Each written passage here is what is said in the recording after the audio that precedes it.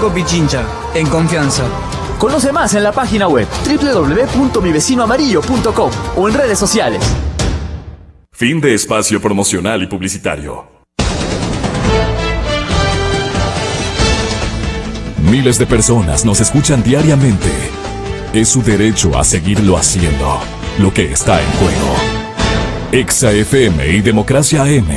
Encarnamos la libertad de expresión. Con periodismo crítico. 818. Habíamos previamente anunciado a ustedes la gentil comparecencia del señor ministro de Interiores. Muchas gracias, señor ministro, por estar aquí. Estamos pensando que el gobierno que venga, el gobierno nuevo que se imponga, o el mismo modelo de gobierno con marca muy conocida por la ciudadanía, que pueda reemplazar al presidente Correa, y que en este caso sería el vicepresidente Lenín Moreno. Cualquiera que sea el candidato que triunfe en las elecciones, no descarto, por su gran performance, su valentía y su temple, a la mujer ecuatoriana muy bien representada por la doctora Cynthia Viteri, con quien usted, con caballerosa cuencanidad, si no me corrigen los lingüistas, usted acaba de saludar con el respeto que merece una dama, y también la candidata hizo lo propio con el señor ministro. José Serrano, en la cadena Democracia, tiene la bondad de atender esto que hemos grabado para darle un sentido de continuidad. Hemos grabado, me parece que en el tema de las drogas, ¿no? Lo último manifestado como preocupación generalizada por Cynthia Viteri, que vale la pena para darle una coherencia al seguimiento, le ponemos a su consideración, señor ministro.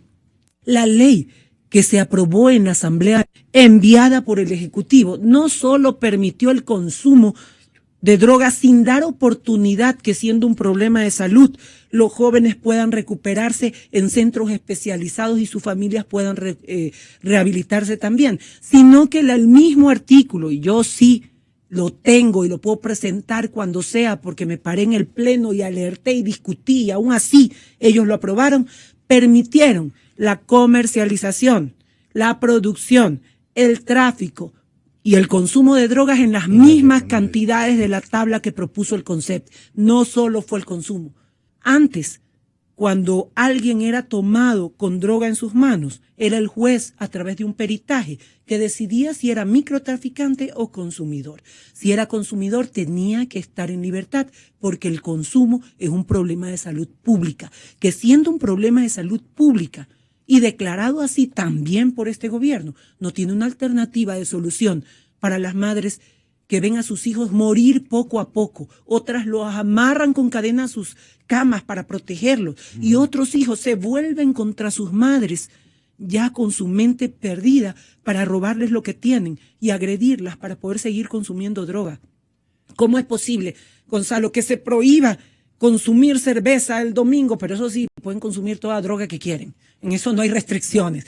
Si siguen la tabla del CONCEP, pueden consumir droga. Cerveza no. Esas son las distorsiones que existen. ¿Cómo es posible que se pueda consumir droga, pero meten perros en los sitios donde hay jóvenes para saber quién tiene droga en el bolsillo? Decídanse, ¿se puede consumir o no se puede consumir droga? Esta es una realidad muy comentada por la familia ecuatoriana, a donde uno asiste y se habla de el problema de las drogas. Se menciona este capítulo en cualquier sitio. Creo que fue un equívoco de parte del gobierno, la intención fue distinta. Pero lo importante preguntar este momento al señor ministro Serrano es, ¿Qué resultado dio esta permisividad exagerada, como describe y narra la candidata a la presidencia de la República, Cynthia Viteri? Señor ministro, bienvenido y muchas gracias. Muchas gracias, Gonzalo. Sí, incluso por habernos esperado, le ruego. No, eso, estamos aquí para rendir cuentas a todo el país. Mire, yo creo que en realidad lo mencionado por la asambleísta precandidata del Partido Social Cristiano, la señora abogada Cynthia Viteri, no está diciendo la verdad, ¿no? Porque ella, en primer lugar, señala que el consumo se legalizó recién durante la gestión de nuestro gobierno. El consumo de drogas en el Ecuador se legalizó en el año de 1997, Gonzalo. 1997. En el año de 1997 se hace una reforma en la cual se introducen algunos cambios sustanciales en el Código Penal, pero el Tribunal Constitucional de ese entonces, así se llamaba la actual Corte Constitucional, en la resolución 119197, para ser más exactos, ¿no? Establece justamente que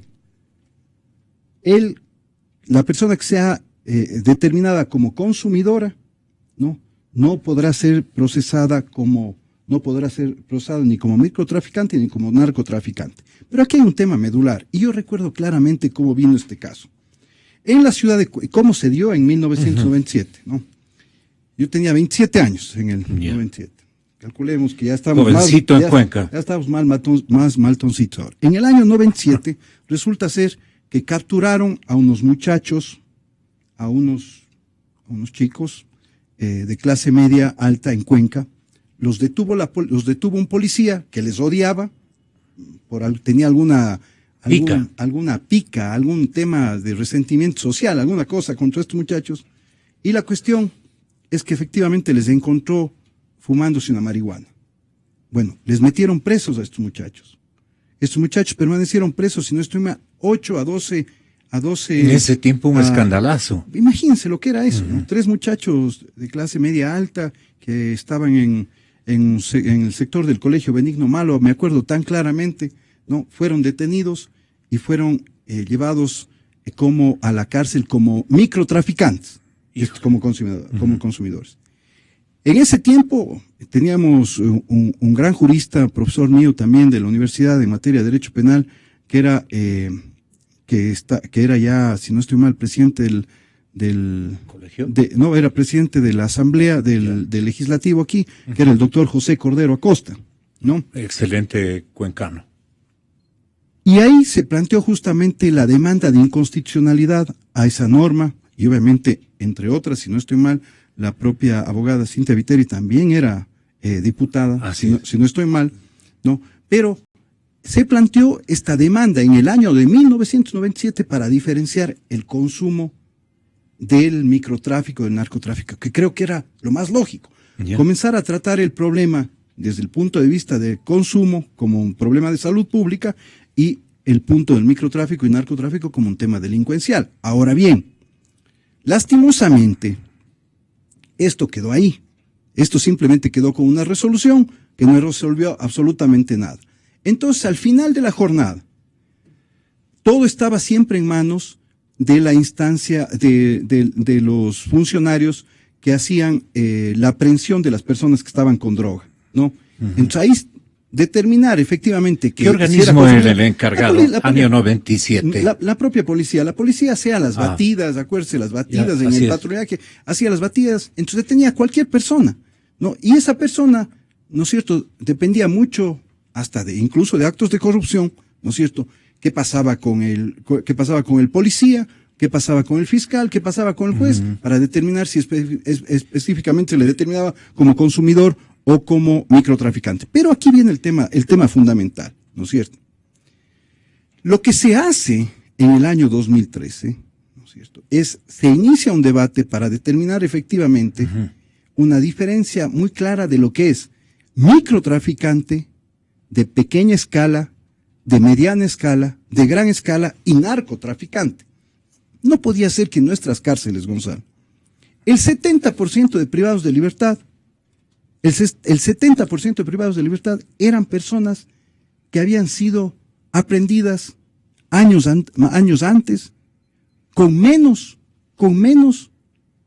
de 20 gramos, tenían en su posesión menos de 20 gramos de droga. Y sin embargo, los grandes narcotraficantes, los microtraficantes distribuidores de la droga, ellos no estaban en la cárcel. Que trafican por toneladas. Eso en primer lugar. Y en segundo lugar, los homicidas y los asesinos no se llegaban ni a juzgar ni el 10% de las personas que estaban procesadas por homicidios y asesinatos. Entonces, ¿qué pasaba en nuestro país? Por un lado, teníamos las cárceles llenas de expendedores de esquina, algunos de ellos incluso consumidores, y por otro lado, teníamos microtraficantes, narcotraficantes, lavadores de dinero que comenzaron a hacer de las suyas en nuestro país. Yo le he traído este cuadro, Gonzalo, que creo, porque uno puede decir, bueno, ¿y qué tiene que ver el microtráfico, el narcotráfico con las muertes violentas en el país?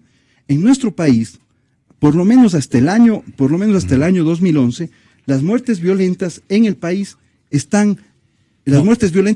comenzaron a estar muy ligadas a casos de sicariato, a disputas de territorio de microtraficantes y a disputas también de blindaje de bandas de narcotráfico. Aquí en este cuadro que podemos ver desde... Pero ¿cuál es la asociación de hechos, la asociación de ideas con la cual usted nos quiere nos quiere explicar de que estamos equivocados en la interpretación de las leyes que robustecieron, según lo que comenta la gente, prácticamente...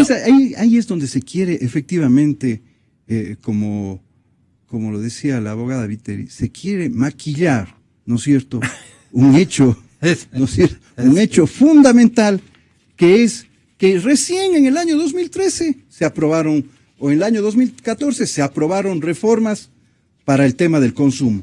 Sí. El consumo está legalizado en el país, es decir, no constituye delito más que legalizado. El consumo de drogas no constituye delito en el Ecuador desde el año 1997. ¿Por qué? Obviamente una consideración específica, un caso concretísimo que yo he traído a colación y que lo recuerdo claramente. ¿Por qué se dio este proceso de demanda a la Corte, al Tribunal Constitucional y todo eso? Pero, ¿hacia dónde quiero llegar, si me permite, Gonzalo, ¿no? Hacia dónde quiero llegar es que efectivamente resulta ser que ahora, ¿no es cierto?, ahora tenemos el problema del microtráfico. Antes no existía el problema del microtráfico. Ahora escondemos que el país era un país en el cual nos estaban matando a 6 personas por día. En Guayaquil se mataban a 3 personas por día, cuando el alcalde Nebot estaba a cargo de la seguridad ciudadana. ¿Pero qué tiene que ver la permisividad al consumo con la estadística de homicidios? Tiene que ver todo, Gonzalo, porque... Eso en el Ecuador, exactamente, sí. Porque en el Ecuador, las muertes violentas, a partir del año 97... Sí, así es. Del año 96... las muertes violentas en el Ecuador comenzaron a incrementarse de manera dramática por acción del microtráfico y del narcotráfico. Casos de sicariato. Claro. Ustedes ya estaban en el poder 2008 y esto asciende a 18, casi 19 puntos porcentuales. Sí, pero tampoco podemos mirar la historia desde que estamos en el gobierno. Gonzalo, mira, claro. Cuando vemos, pero el gráfico que le estoy presentando acá está desde 1980. En el año de 1980, las muertes violentas en el Ecuador efectivamente... Yo tengo desde el 2000. Sí, le voy a dejar este cuadro también. Este está desde el 91. Pero en este cuadro que estamos viendo acá, tenemos muertes violentas desde el año 1988, y las muertes violentas en el año 98 la tasa por 100.000 habitantes era de 6.40 por 100.000 habitantes. En el año 85, fue el último año que dejamos de tener la tasa de un solo dígito. En el año 85 tuvimos una tasa de 9 casos por 100.000 habitantes, y ya, obviamente, en el gobierno de Félix Cordero perdimos la tasa de un dígito, 10.30 casos por 100.000 habitantes. Pasamos a dos dígitos. Pasamos a 2 dígitos, y como usted puede ver en la gráfica que la vamos a dejar aquí, esto se comienza a incrementar dramáticamente. Ya en el año 99 En el año 98 la tasa era de 15.26. En el año 2004 la tasa era de 18.24. Y desde el año 2004 esa tasa se mantuvo hasta el año 2011. No, se mantuvo de alguna manera 17, 18, 17, 16, 17, 18. Se mantuvo. Y en el año 2011 comenzamos a tener una reducción sustancial porque efectivamente cambiamos el modelo de gestión de la seguridad ciudadana en el país y decimos, no, pues, aquí no nos vamos a dedicar a perseguir a los expendedores de la esquina, ¿no es cierto? Aquí tenemos que desarticular las grandes bandas criminales que estaban operando en el país. ¿Con qué insumos dieron este paso? Aquí dice mayores inversiones en lo social, en lo educativo. La política, el mercado de trabajo también la política fue estimulado, las comunicaciones, la política pública, el sistema de justicia, la rehabilitación social, hablo también de las cárceles y la gestión por resultados, o sea, ya le comenzaron a la policía a medirle, a la policía especializada a medirle su efectividad. Sí, pero mire, Gonzalo, su eficiencia. 2 millones de ecuatorianos han salido de la pobreza. 2 millones de ecuatorianos han salido de la pobreza. Estamos en la región más inequitativa del mundo, más desigual del mundo. América es la región más desigual del mundo, ¿no es cierto? Estamos en la región más violenta del mundo. De 50 ciudades más peligrosas del mundo, 48 ciudades están en América y 41 ciudades están en América Latina y el Caribe. Están en Centroamérica, están en Sudamérica, esas ciudades y en algunas ciudades del Caribe. Pero de esas 41 ciudades, ninguna ciudad del Ecuador en estos últimos 4 años ni siquiera se aproxima de cerca a lo que es una de las ciudades más violentas. Para ponerle un ejemplo, las ciudades más violentas en Centroamérica, y para que los ciudadanos nos puedan entender mejor. Las ciudades más violentas en Centroamérica tienen tasas de 180, de 80, de 90, de 60 casos por 100.000 habitantes. 10, 12, 15, hasta 20 personas mueren diariamente en algunas ciudades en Latinoamérica. En Sudamérica tenemos ciudades violentas que también tienen tasas por 100.000 habitantes de homicidios y asesinatos de 80, de 90, de 100 casos, de 30 casos, de 25 casos. Podríamos decir que hasta 25 casos se considera para este ranking, ¿no es cierto?, de ciudades más violentas. Resulta ser que en el Ecuador estamos en otra situación. Y yo le invito, Gonzalo, justamente a que podamos revisar el informe del Instituto de Ibaraki de Brasil, que es un informe que acaba de salir en el año 2016, donde de las 10 ciudades más seguras de Latinoamérica, 3 ya están en el Ecuador. Esto era impensable, Gonzalo, antes. ¿Por qué? Porque obviamente... Quito, Guayaquil y... No, está Ambato, está Quito y está Cuenca. Y Quito es la única capital del Ecuador que está entre las 10 ciudades más seguras, entre las 6 más seguras, y que tiene más de 600.000 habitantes. Un tema fundamental acá es que efectivamente no hemos estado preocupados solamente de llenar las cárceles de personas que están haciendo un robo a un celular, que obviamente es un tema que nos preocupa completamente, porque ya no son robos aislados, pertenecen a organizaciones criminales también. El expendedor de droga de la esquina, lastimosamente el cónyuge que comete femicidio. No nos hemos preocupado solamente de esos delitos, nos hemos preocupado en realidad de desarticular las bandas que están microtraficando droga, que están blindando a las bandas internacionales para que la droga pase por nuestro país, y esto nos ha dado resultados importantes. El año pasado, el año 2014, ya logramos recuperar la tasa de un solo dígito en muertes violentas.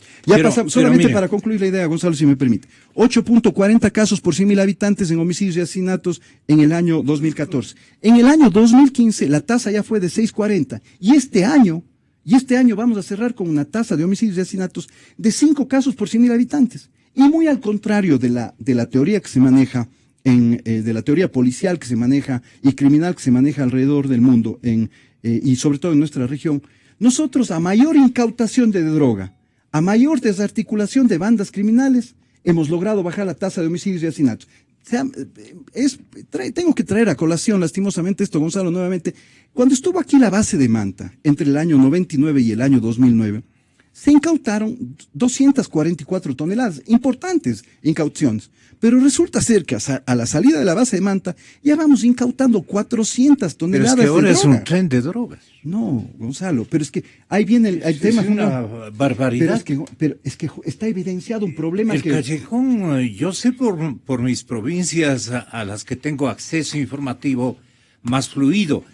Carchi, Imbabura y la misma Pichincha. Mire, es un corredor de drogas, señor ministro. Gonzalo.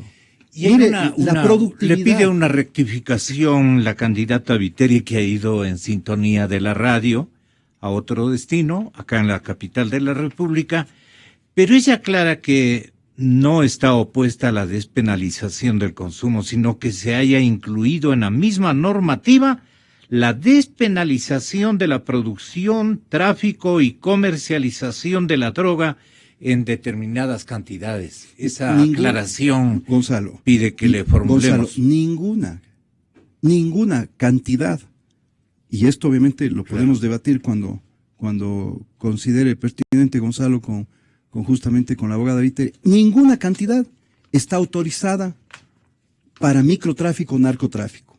Ninguna cantidad. Todas las cantidades están categorizadas, ya sea desde 0.001 gramo de marihuana, que es la droga más blanda, ¿no es cierto? Para arriba, todas las drogas, la heroína, todo tiene una categoría que dice simplemente que con qué sanción se le va qué sanción se va a establecer a una persona que se le encuentre con droga, expendiendo droga, en pequeña escala, en mediana escala, en gran escala y obviamente ya como narcotráfico.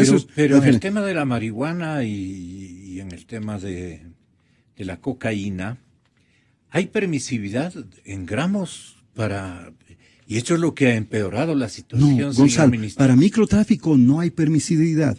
El microtráfico se castiga así tenga 0.00001 gramos. Se castiga. Estamos equivocados todos, entonces. Es que, Gonzalo, es la mala interpretación que nos están haciendo. Una cosa es el consumo, ¿no es cierto? Una cosa es que haya una tabla para los consumidores, ¿no es cierto? Y otra cosa es que haya una tabla para determinar si es pequeña escala, mediana escala, gran escala. Esa es la gran diferencia. Sí. Entonces creo que ahí hay una confusión, o en todo caso, reitero, hay una manipulación, porque el microtráfico... Señor ministro, el defensor del pueblo, Ernesto Pazmiño, apuntó que los dos objetivos de política, como es disminuir el consumo y terminar con el mercado ilícito, no se han cumplido. Escúchele. Toda política pública contra las drogas, contra el narcotráfico, tiene dos objetivos fundamentales: disminuir el consumo y acabar con el mercado ilícito. Y esto no se ha hecho. Cada vez hay más consumo y cada vez las redes del narcotráfico son más organizadas, como usted ha dicho. Por eso se van fortaleciendo nuevas rutas para sacar las drogas. Ecuador tuvo una postura muy interesante, muy progresista inicialmente con el gobierno del economista Rafael Correa, y yo lo he dicho muchas veces. Hubo mensajes muy fuertes en este tema. Lo primero que, aduciendo una actitud soberana del Ecuador, expulsó a la base de Manta. Sacó a los gringos de la base de Manta. En segundo lugar, luego de eso se estableció un indulto general a las mulas del narcotráfico. De menos de 2 kilos. Hasta 2 kilos, mire, 2 kilos. Ahora se mete a la cárcel por 1 gramo. Por 1 gramo. En el 2008 se liberó por 2 kilos. Ahora, por 1 gramo, 2 gramos. Hay un cambio total en las políticas públicas. ¿Por qué hay esta diversificación, este cambio en las rutas del narcotráfico? Yo creo que hay 3 razones fundamentales. Primero, la diversificación de los mercados. Lamentablemente el petróleo va bajando de precio, pero la droga va subiendo de precio. En segundo lugar, vemos, por ejemplo, en este primer tema de la diversificación de los mercados, que los carteles mexicanos se han convertido en una estrategia fundamental en este tema. Y se están convirtiendo en lo que están llamando algunos investigadores el tapón criminal, porque estas redes mexicanas son las que están exigiendo licencias, cuotas a otras organizaciones criminales para que pase la droga, las armas y hasta los migrantes a Estados Unidos. El negocio es redondo. Catedrático Lautaro Ojeda, para que de una vez usted desarrolle Es que me un punto de vista. Ahí, pues, Dice Lautaro Ojeda apuntó el candidato defensor del pueblo y obviamente el catedrático. Entonces yo sí creo que hay que primero responderle al candidato. Ningún problema, o ministro. por lo menos dar mi solamente que el catedrático Ojeda. No, es que son puntos de vista diferentes. Es decir, obviamente el doctor o abogado, no sé el título que tiene el señor Ojeda, es una persona, un investigador de la seguridad ciudadana desde hace muchísimos años, ¿no? Mientras que obviamente el defensor del pueblo es el candidato defensor del pueblo. Entonces, eso establece ya una condición totalmente diferente. Es decir, la demagogia alrededor de las drogas es muy peligrosa. Le haríamos los dos un gran beneficio a la ciudadanía, haciéndole escuchar también la opinión de Lautaro. Si me permite solamente primero, claro. Pazmiño. Bueno, yo creo que justamente aquí lo que se está tratando de invisibilizar es un proceso de transformación sustancial también en materia de seguridad ciudadana. Ajá. Es decir, que aquí se han incrementado las rutas, aquí la droga pasa por donde sea, aquí no hay policía nacional, aquí no hay gobierno que esté luchando contra la violencia criminal, ¿no? Yo nunca le he oído a este señor, al defensor del pueblo, referirse, por ejemplo, a los homicidios y a los asesinatos. Nunca le he oído hacer una evaluación efectivamente de lo que está pasando, de lo que pasa con la violencia criminal en el país, ¿no? ¿Qué opina? Si en realidad el debido proceso han sido desarticulados exactamente, o sea, o cuál es la relación en realidad en nuestro país entre el tema de la violencia criminal, las muertes violentas y obviamente lo que le mencionaba Gonzalo, la droga y el tráfico de droga en nuestro país. Usted dice que a esto Ernesto Pazmiño no se ha referido. Obviamente no se va a referir porque eso no interesa. Aquí lo que interesa efectivamente es ganar votos para el defensor público. ¿Qué va a ser candidato? Ya veremos. Pero mire, Gonzalo, yo creo que aquí hay un tema fundamental, ¿no es cierto? Mientras veníamos en un proceso en el cual dependíamos de 3 o 4 informaciones que nos tenía que dar la base de Manta, lo que nos tenían que dar desde afuera a nuestra policía para que nuestra policía no quede mal, entre comillas, y haga capturas dentro del país. Esto es lo que estaba pasando. Las muertes violentas se incrementaban, las incauciones de droga eran muy bajas, eran muy flojas, ¿no es cierto? Y cuando tomamos al toro por los cuernos, como se dice popularmente, y decimos vamos a enfrentar a las bandas criminales, vamos a reducir la tasa de homicidios y asesinatos, vamos a enfrentarnos a todas las bandas de narcotráfico. Gonzalo, hemos incautado en estos últimos años, nada más y nada menos que 17,000 millones de dólares en droga.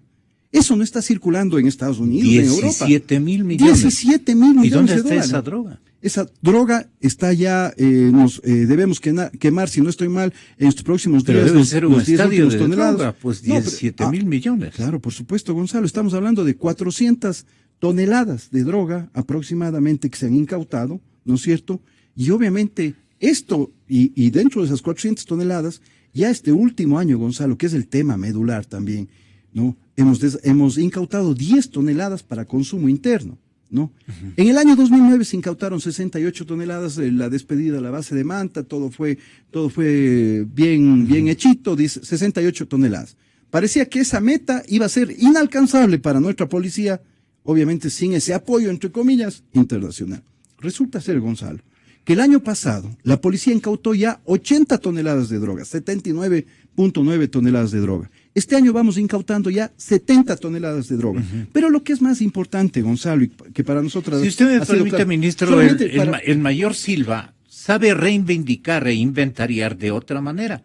Él dice que antes se capturaba con la base de Manta mayor cantidad de droga que lo que usted ha logrado. Ahora yo no lo he logrado, lo hemos logrado digamos en equipo, una policía, una dirección antinarcóticos que realmente nos está dando un ejemplo de eficacia de gestión. Pero Gonzalo, yo creo que este es el tema fundamental. Porque ¿han avanzado o no han avanzado en su técnica de engañar al Estado ecuatoriano? Las bandas, los carteles de la droga. Esto es lo que explica Lautaro Ojeda. Tenga la gentileza, Lautaro Ojeda dijo, entre otras cosas. El caso de Galápagos, primero, no es sorprendente para mí. Esto responde a una nueva estrategia o a una estrategia de redefinición de territorios y rutas. ¿Qué es lo que constata, digamos, los narcotraficantes? La limitación que tiene y las dificultades que tiene el transporte en avioneta, por ejemplo. La capacidad de una avioneta para transportar es muy limitada. Por otro lado, la parte territorial, que de alguna manera también hay un relativo control, y encuentra que lo fundamental realmente es el mal territorial. Ok, esto es sí, otra cosa, sí, pero lo de las avionetas sí es válido que usted se refiera. Solamente para concluir la idea. Entonces, estas 69.89 toneladas que vamos incautando ya este año, ¿no es cierto? Repetimos la cifra. 69.89 toneladas que íbamos incautando. 70 toneladas. Estamos hablando de más o menos, más o menos 3.000. Comparativamente al ejercicio de capturas realizada en un periodo más o menos similar antes de ustedes, antes de la gestión de ustedes. No hay comparación. No hay parangón. No hay comparación, Gonzalo, porque si nosotros comparamos la incautación de droga entre el año 97 y el año 2007, ¿no es cierto? Tal vez se incautaron en el país 150 toneladas, ¿no es cierto? Entre el año 2007 y el año 2000,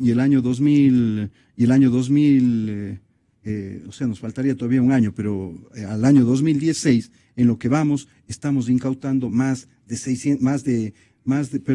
cerca de 570 toneladas. Entonces, obviamente hay una diferencia sustancial, pero hay un tema, alguna vez lo comentamos aquí, sí. Gonzalo, yo di este dato.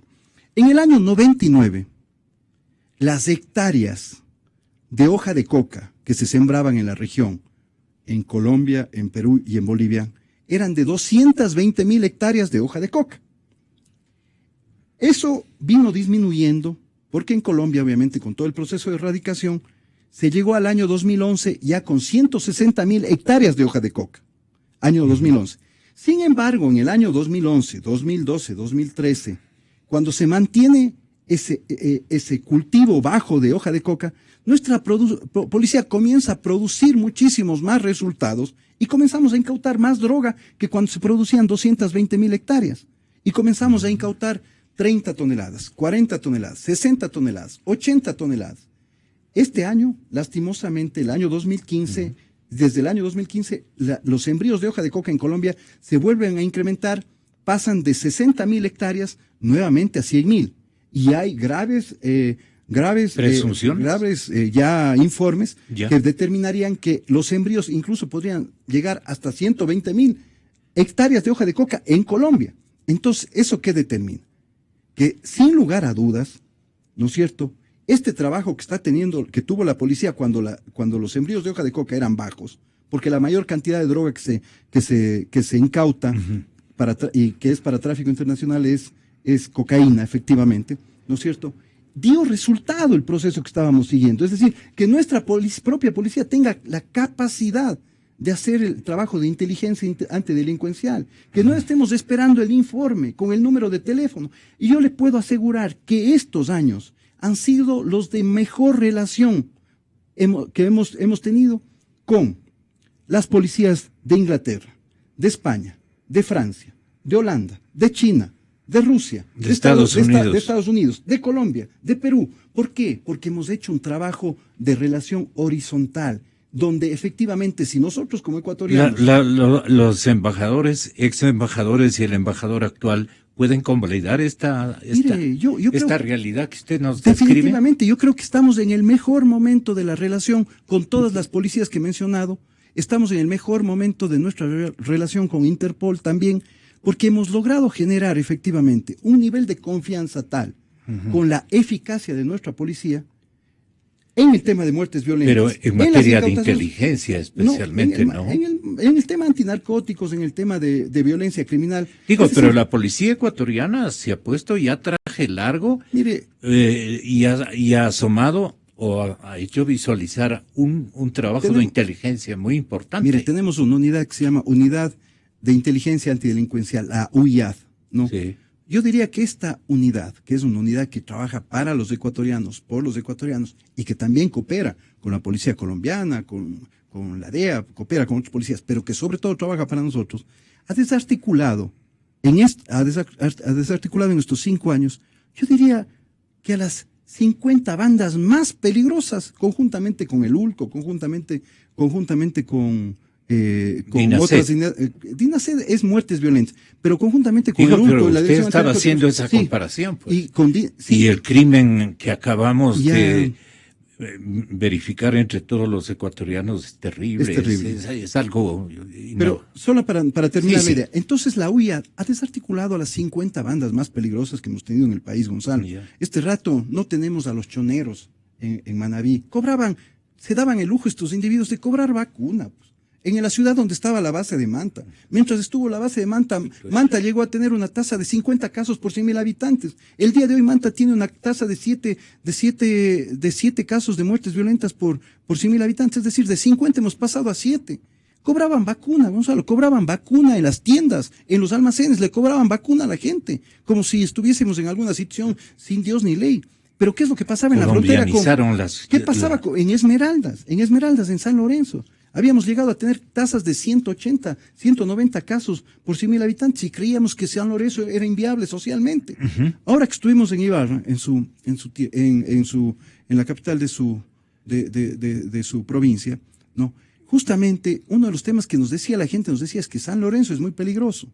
Y les decíamos, San Lorenzo prácticamente tiene con la tasa de 6 casos por 100.000 hombres habitantes. hacendados en el trajín entre Ibarra y San Lorenzo. Los dueños de propiedades en ese sector eran vacunados permanentemente y muchos fallecieron y otros tuvieron que salir corriendo al exterior. Hemos logrado controlar. ¿Cómo está esa situación? Ha mejorado, yo le podría decir, Gonzalo, y sería importante que en cualquier momento podamos conversar también con los pequeños finqueros, ganaderos Exacto. que están allá, ¿no es cierto? Ha mejorado sustancialmente. Todavía hay muchas cosas que hacer, pero ya no están preocupados, por el secuestro, ya no están preocupados por la vacuna. Ahora hay otras preocupaciones que son también completamente legítimas, por ejemplo, el tema del abigeato y algunos otros delitos también menores que se están dando. Pero la lógica ha cambiado radicalmente,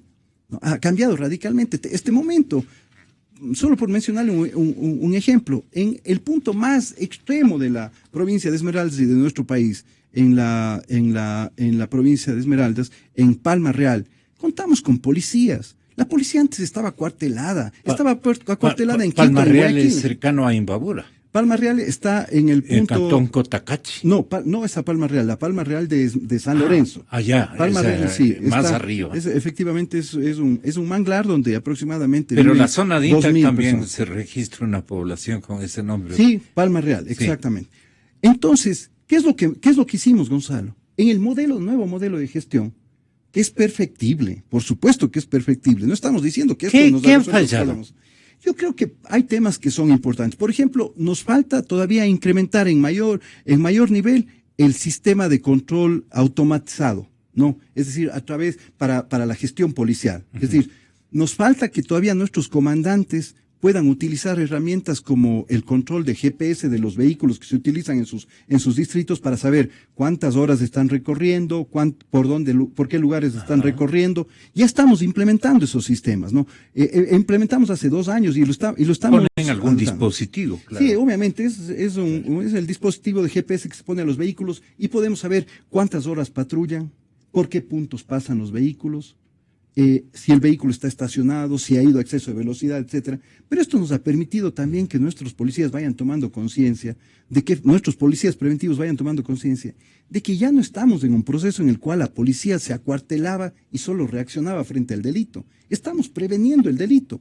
Yo quisiera invitarle en cualquier momento a los ciudadanos y ciudadanas a que hagamos visitas a Flor de Bastión, a Sociovivienda, a algunos lugares en Guayaquil, olvidados por el gobierno local, olvidados. Incluso hay un puentecito ahí que realmente por donde pasan todas las aguas servidas. Es muy doloroso ver eso, que ellos le han puesto Malecón 2000 también. O sea, no. Entonces una situación en realidad lamentable la que está ahí. Pero sin embargo, hemos dado pasos fundamentales para erradicar en estos territorios donde hemos visto más problemática. Tenemos 75 distritos, de 75 circuitos claramente priorizados donde estamos atacando de manera directa el microtráfico. Pero nosotros atacamos el microtráfico. El Ministerio de Educación hace lo suyo con el tema de la prevención en la educación para el tema de drogas. Y obviamente el MIES y también el Ministerio de Salud han comenzado ya a implementar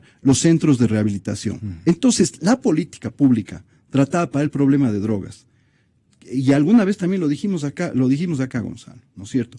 No solamente puede ser vista ni siquiera de este enfoque también, que yo diría es un enfoque de discurso, como el que dice el defensor público, que hay que ver el consumo y hay que ver el microtráfico. No, aquí hay una tercera pata, Gonzalo, que hay que ver. Y es cómo cuidamos y protegemos las fuentes, los medios de producción y las fuentes de empleo lícitas. Porque nosotros podemos meter todos los recursos en educación, y el Estado puede meter todos los recursos para educación y salud en el tema de rehabilitación. Y podemos meter todos los recursos para que la policía siga luchando contra el microtráfico. Pero si tenemos ciudadanos y ciudadanas en nuestro país, en Colombia, en Perú, ¿no es cierto?, que no tienen otra opción para tener ingresos, para subsistir, obviamente la droga se va a seguir produciendo, se va a seguir traficando. Entonces aquí está un tercer elemento que yo pongo sobre la mesa y he puesto sobre el debate en Estados Unidos, ahora que estuvimos en Europa también, en Ginebra, en la Comisión de Derechos Humanos, hemos puesto eso también. Expusimos esto, porque esto al alto comisionado de los derechos humanos le hemos dicho, el fundamental derecho que hay que proteger en el gran problema mundial de las drogas, si bien es, obviamente, reitero, tratar el consumo como un tema de salud pública y de prevención a partir del tema de educación. El tema de las policías con el tema del microtráfico y narcotráfico, aquí hay que proteger los medios de producción y las fuentes de empleo. Porque si nosotros no protegemos esos medios de producción y esas fuentes de empleo, simplemente damos acceso para que sean cualquier momento corrompidos por la droga. Es lo que está pasando con los pescadores artesanales, para ponerle un ejemplo, nada más. Claro. Entonces, Gonzalo, pero esta no es una responsabilidad solo del Ecuador, porque nosotros podemos proteger nuestros medios de producción y nuestras fuentes de empleo en el agro, en los sectores costaneros como la pesca, con la pesca artesanal. Pero sí, los grandes mercados hacia los que va la droga, como son Estados Unidos, Europa, ¿no es cierto? Ellos no sinceran definitivamente que el problema del ingreso de nuestros productos no solo es un tema comercial, no solo es un tema de aranceles, no solamente es un tema de cómo ellos protegen, sino efectivamente de cómo ellos se asocian con nuestros países para que nuestros productores, para que nuestros trabajadores tengan medios de producción lícitos y fuentes de empleo lícitas. Y obviamente con eso le hagamos frente realmente al problema de las drogas. Entonces, ¿respondieron o escuchan por escuchar? Mire, es el tema de los grandes eventos, ¿no? No, estos no eran grandes eventos, fueron reuniones bilaterales. Sí, bilaterales. Mire, ¿pero qué en Estados Unidos ellos están muy claros, efectivamente, de que por ahí van las cosas, pero también como se sigue manejando, algunos países se manejan como cuerpos estancos.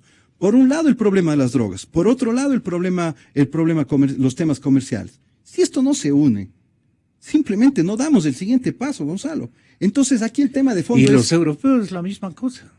Prácticamente.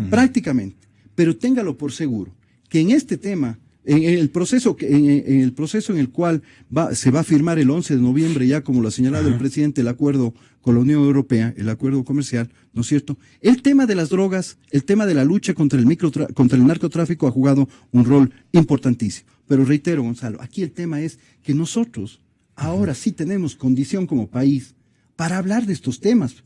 O sea, hace 10 años no podíamos hablar de esto, Gonzalo. ¿Por qué? Porque obviamente con un nivel de muertes violentas como el que teníamos, ya estábamos en la categoría de pandemia, como dice la Organización Mundial de la Salud. Es decir, cuando ya un país está con más de 11 casos por 100.000 habitantes en homicidios y asesinatos, ya estamos en una situación de pandemia. Esa era nuestra realidad.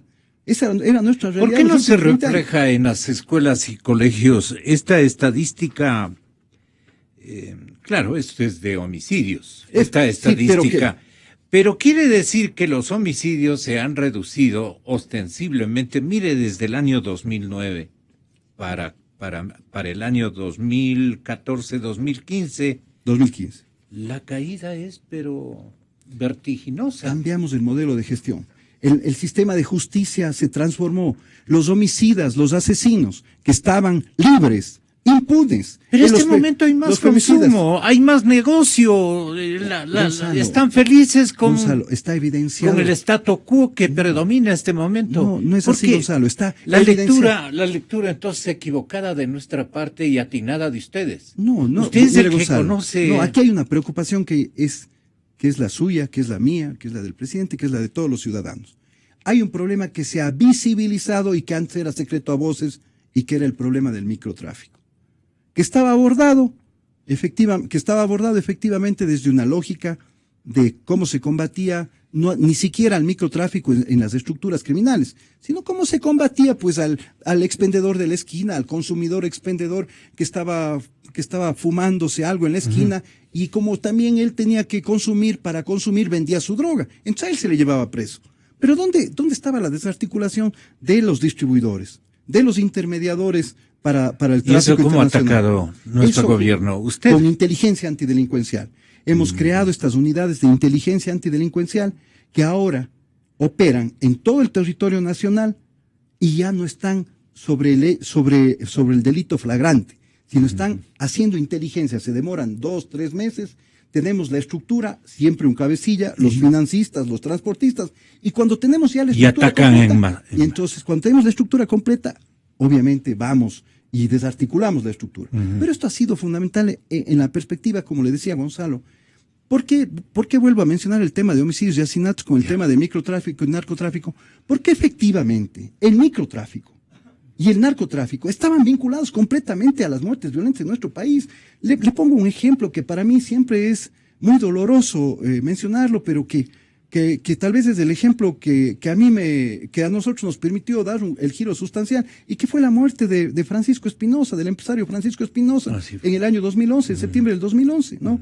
Él fue acribillado por sicarios vinculados al narcotráfico, contratados por un individuo que todavía está prófugo, pero porque él había ganado un juicio civil. Ese era el nivel de impunidad que estábamos teniendo en el país. Gente que creía que porque iba a perder un juicio civil podía mandar a matar a la gente, Gonzalo. Eso estaba pasando en el país.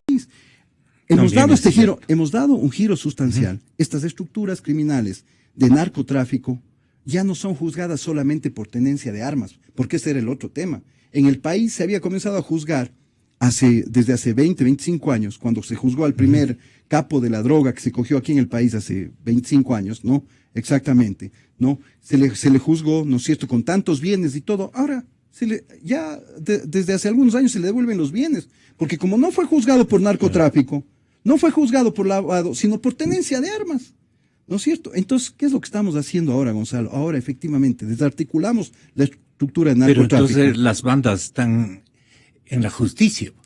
No, Gonzalo, no, porque el trabajo que está haciendo la justicia es importante. Justamente de menos del 10% de homicidios y asesinatos que se juzgaban en el país, ahora ya se descubren, ya se resuelven. Al momento estamos con el 65% de resoluciones de homicidios y asesinatos. Y la justicia de ese 65% ya sentencia al 94%.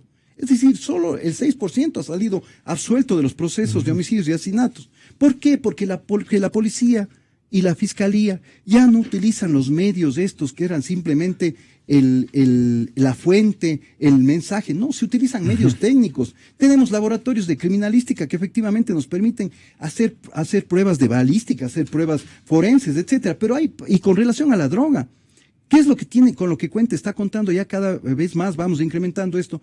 Toda nuestra policía está contando justamente con los sistemas para medición y para pruebas de droga. ¿Para qué? Para saber pesos inmediatamente, para saber efectivamente qué tipo de droga es, y para que en esa misma lógica el fiscal y el juez puedan determinar efectivamente si se está tratando de un consumidor o si se está tratando de un microtraficante. Lo que sí le digo, Gonzalo, es que efectivamente la cruzada que hay que hacer contra el microtráfico tiene que ser una cruzada integral, ¿no? Y en eso es en lo que estamos planteando. ¿Qué es una cruzada integral?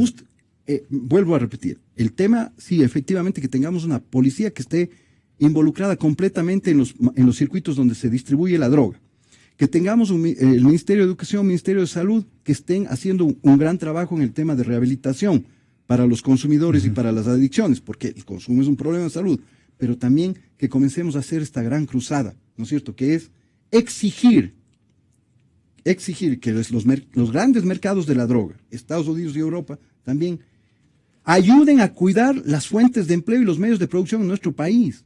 Eso es fundamental, eso es fundamental. Si nosotros logramos cerrar ese círculo, efectivamente vamos a poder también blindar nuestro país del tráfico de drogas. Y ese tiene que ser un objetivo. Y de valores éticos. Por supuesto, Gonzalo, eso es indudable también.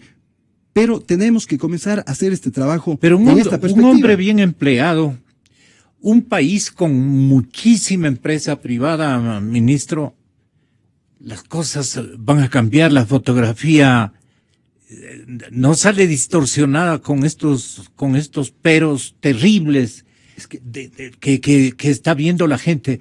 Dicen que en las barriadas populares de nuestras ciudades, y ojalá este sea el tema para un siguiente encuentro, yo estoy totalmente a la orden de usted, más que de usted, de la exigencia que se impone socialmente hablando este instante de que nos preocupemos de esto. Vea, el crecimiento del caudillaje de mujeres involucradas ya en bandas. Esto, 13 mujeres, 13 féminas han sido detenidas en grupos delictivos y pasan a ser ellas las comandantes en jefe, perdone por decirlo de esa manera. No es el afán no lo sabemos. Sí. Pero la pobreza es una de las posibles causas, dicen los expertos. De esto, por ejemplo, hay que hablar, pues, ministro. Pero por supuesto que hay que hablar, si ese tema está planteado por nosotros. No es el Expreso toma la nota, pero sobre la base de lo que del análisis. Marieta Campaña Villasís. Doña Marieta justamente estuvo en la entrevista que dimos la semana pasada. Ella está en la redacción de Quito. Sí, aquí en el Expreso, y ella estuvo ahí, y efectivamente nosotros lo que señalamos es esto. Nosotros visibilizamos el problema, así como hemos visibilizado el problema del microtráfico. Pero es que es obligación de ustedes. Claro, por supuesto, Gonzalo. Si eso y llevarnos de la oreja a la cobertura, y por supuesto, al seguimiento, a la educación de la gente. Hemos visibilizado el problema del microtráfico, de las muertes violentas en el país. No podía estar esto simplemente ausente de la política pública del Estado. Y como gobierno, reitero, la política pública se ha comenzado a manejar de manera integral. Es decir, nosotros para saber cómo operamos en tal o cual barrio, hacemos el análisis conjunto para el tema del microtráfico, hacemos el análisis conjunto en la Secretaría de Drogas, con el Ministerio de Educación, con el Ministerio de Salud, ¿no es cierto?, y con el MIES, y a partir de ahí comenzamos a ver cuáles son los problemas. Familias disociadas, falta de empleo formal, es decir, comenzamos a hacer el análisis. En los colegios, ¿qué está pasando en los colegios? Eso. ¿No es cierto? Entonces hacemos el análisis integral, y eso nos ha permitido que al momento ya tengamos 28 intervenciones integrales a nivel nacional, 28 intervenciones ¿Qué tipo de inteligencia? ¿Cómo las llaman a esto que usted está realizando? Este programa nosotros lo hemos denominado 16 millones. Fuera de esquemas internacionales, inclusive. Sí, por supuesto, es que si nosotros tomamos todo como una receta, si nosotros no nos tornamos creativos.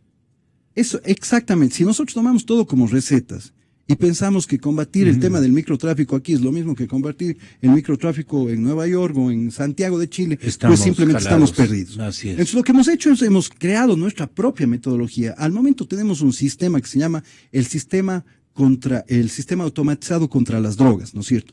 Los padres de familia, los maestros, los rectores de colegio, los representantes estudiantiles de los colegios, ahora ya pueden acceder a un sistema, ¿no es cierto?, en el cual nos informan con fotografías, con detalles específicos, en qué lugar, cómo, quién está expendiendo droga. Y esto le llega en línea a la policía.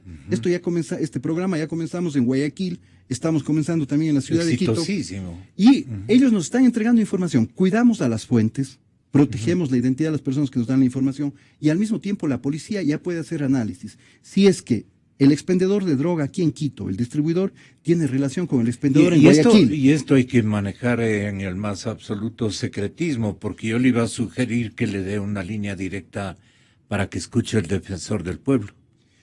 Mire, es realmente risible lo que pasa con el defensor del pueblo, ojalá, el defensor público en realidad. Pero el tema fundamental, Gonzalo, es efectivamente cómo logramos que la ciudadanía, que los jóvenes sobre todo, tengan un mayor nivel de confianza en la policía.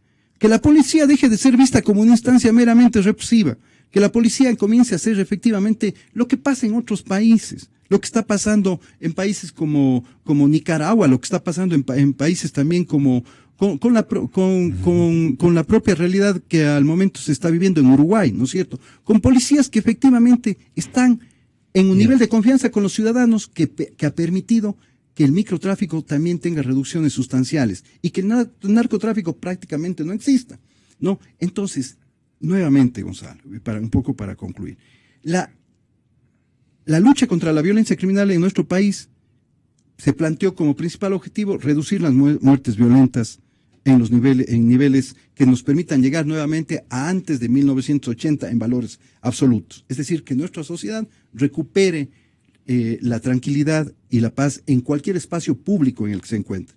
Creo que vamos en esa línea.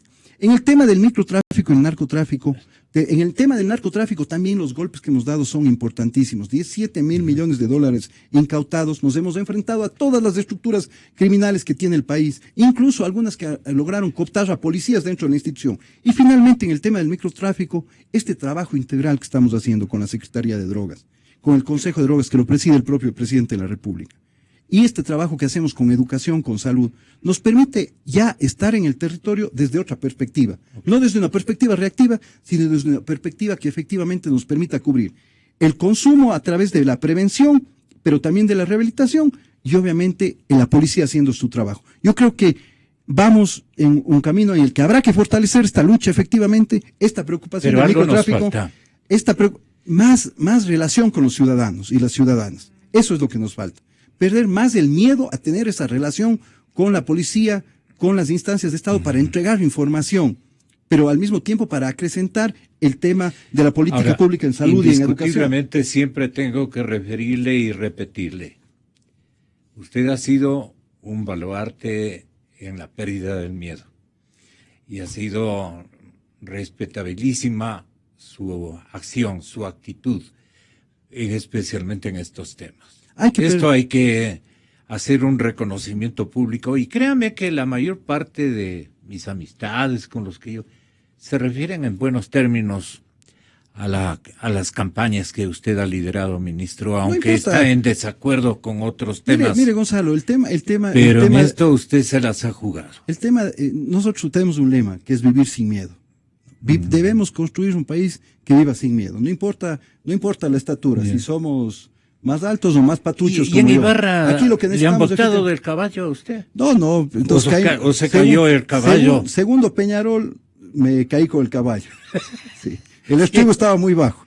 Pero, pero en realidad es parte de... ¿Le han gritado también? No, bueno, por ahí había siempre alguien, ¿no? Pero lo fundamental acá es hubo mucha cercanía con la ciudadanía y lo que tratamos, porque estamos presentes en estas celebraciones tradicionales, en la cacería del zorro, vamos a estar en la Mama Negra, etcétera, porque ahí es donde se determina... Usted va a presidir la lista de nacionales, tiene que familiarizarse con... Mire, no, Gonzalo, yo creo que la convivencia social pacífica del país pasa en la medida en que recuperamos esas tradiciones también para en esos espacios demostrar cuál es nuestro nivel de convivencia social pacífica. Eso es una buena idea. Por ejemplo, el tema, ahora hemos visto una cacería del zorro con muy poco consumo de alcohol, la gente muy preocupada, muy pendiente más bien de cómo llega a hacer su competencia, etcétera, y la gente disfrutando de estas festividades dentro de esa perspectiva. Entonces, la convivencia social pacífica también tiene un objetivo fundamental, tiene un tema de fondo, que es obviamente erradicar la violencia, que estaba presente antes en todas estas reuniones, en estos eventos sociales. Y todo esto, reitero, Gonzalo, tiene a su vez una articulación con la seguridad ciudadana. Porque en la medida en que los ciudadanos, ¿no?, honestos, que somos la gran mayoría, ¿no?, estamos unidos, efectivamente la delincuencia, con una policía honesta, transparente, que rinde cuentas, la delincuencia cada vez le va a tener miedo a la ciudadanía y los ciudadanos vamos a dejar de tener miedo, Gonzalo. La búsqueda de binomios y todo lo que refiere a las últimas horas de cada una de las candidaturas de las plataformas electorales, 4 en total, las más importantes, en brevísimos instantes, con la doctora Vilma Andrade, el doctor Diego Ordóñez y el economista Roque Sevilla. La búsqueda de binomios. Señor ministro, muchísimas gracias. Gracias.